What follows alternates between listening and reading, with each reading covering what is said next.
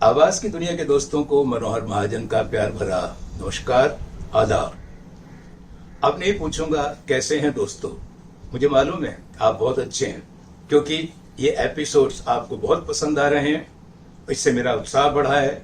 आप मेरे चेहरे पर मेरी रौनक आपकी रौनक है जो देख सकते हैं।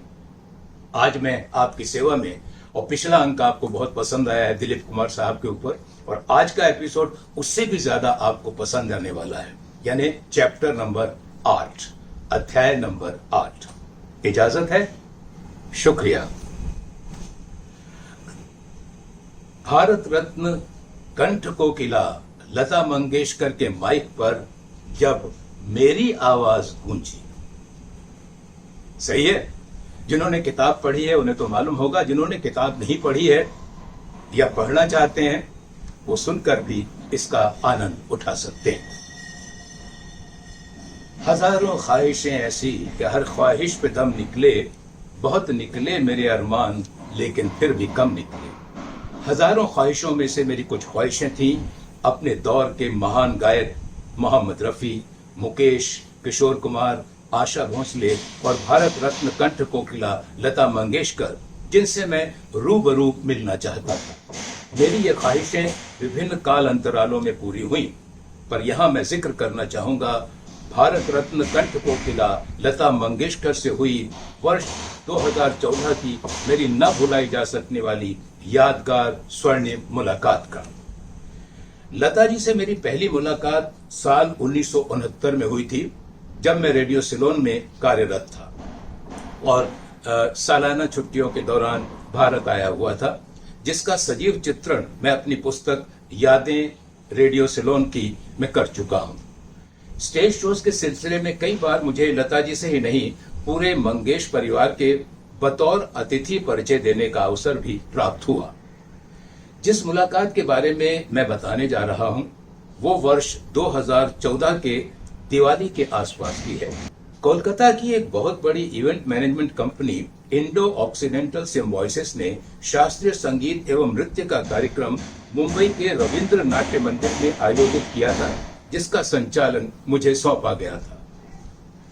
कार्यक्रम के आरंभ होने से पहले देश के विख्यात संगीत प्रशिक्षक और गायक अजय चक्रवर्ती के भजन एल्बम प्रार्थना के रिलीज का छोटा सा आयोजन रखा गया था, जिसका विमोचन लता मंगेशकर जी के हाथों होने वाला था।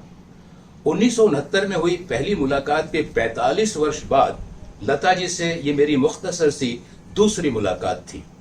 उस और इस मुलाकात में अगर कोई समानता थी तो वो थी इन दोनों मुलाकातों में शब्द प्रार्थना। लता जी के भाई हृदयनाथ मंगेशकर की बतौर संगीतकार पहली हिंदी फिल्म प्रार्थना थी, और आज अजय चक्रवर्ती के भजन एल्बम का शीर्षक भी प्रार्थना ही था। खैर, शो के ऑर्गेनाइजर्स शौविक दास गुप्ता के निर्देशन में सब कुछ व्यवस्थित हो चुका था। सारे अतिथि और कलाकार अपने स्थान ग्रहण कर चुके थे। मैं अपनी शुरुआती अनाउंसमेंट से समा बांध चुका था, बस इंतजार था कंठ कोकिला के आने का। इसी बीच बताया गया कि लता जी ज्यादा देर नहीं ठहरेंगी, इसलिए सब कुछ अनुशासित ढंग से शीघ्र और सटीक तरीके से निपटाने के मुझे निर्देश दिए गए।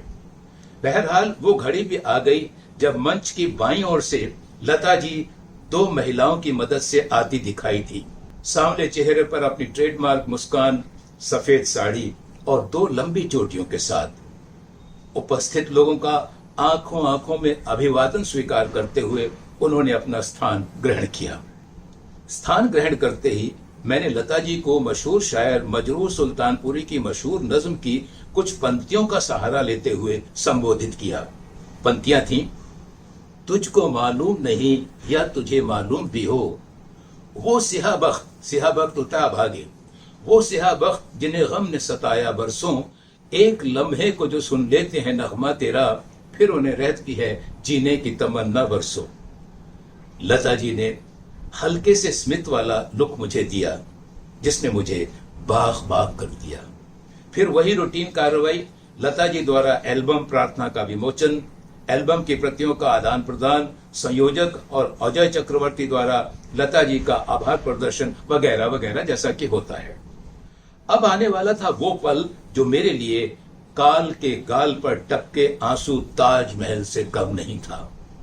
जब संयोजक ने आकर मेरे कान में कहा कि मैं लता जी से 2 शब्द कहने को कहूं, मैंने अपने माइक से इस बात की घोषणा कर दी। लता जी ने भी उस घोषणा को सुना और अपनी जगह से उठी बोलने के लिए।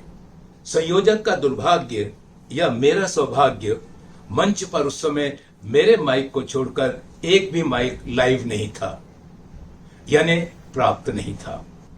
एक सम्मोहन के तहत मंत्र मुग्ध सा मैं लता जी की तरफ बढ़ा और अपना माइक उनके हाथ में दे दिया और उनके पास उन्हें निहारता हुआ खड़ा हो गया। लता जी ने उस माइक पर अपने आशीर्वचन दिए और माइक पुनः मेरे हाथ में दे दिया। ऐसा करते हुए उनका हाथ हल्के से मेरे हाथ से छू गया। वो माइक जिस पर कंठ कोकिला की स्वर्णिम आवाज ने लोगों के कानों में शहद घोला था, अब पुनः मेरे हाथ में होते हुए मेरे मुंह के सामने था, जिस पर मुझे उनके प्रति आभार व्यक्त करना था। मैं इस छोटे से घटनाक्रम से स्तब्ध था, अपने भाग्य पर यकीन नहीं कर पा रहा था। मेरी जबान को जैसे लकवा मार गया था। मेरे मनोमस्तिष्क ने शब्दों का निर्माण करना बंद कर दिया था। अचानक संयोजक के टोकने पर मैं इस सम्मोहन से बाहर आया और मां सरस्वती ने अपनी संगीत पुत्री लता मंगेशकर के लिए मेरे मुंह से ये शब्द बाहर निकलवाए। बहनों और भाइयों, जिस माइक पर लता जी बोल रही थीं, मैं अब उसी माइक पर बोल रहा हूं। कैसी लग रही है मेरी आवाज? दर्शकों की तरफ से कोरस में आवाज आई, बहुत मीठी, बहुत मीठी। और लता जी ने भी कोयल सी आवाज में कहा, बहुत अच्छी। ये कोरस और ये लाफानी आवाज मेरे लिए एक धरोहर से कम नहीं है। ये दिन, ये पल मेरी वो पूंजी है जिसके बल पर मैं अपनी पूरी जिंदगी गुजार सकता हूं। अब मिलते हैं अगले एपिसोड में, तब तक अपना ख्याल रखिएगा।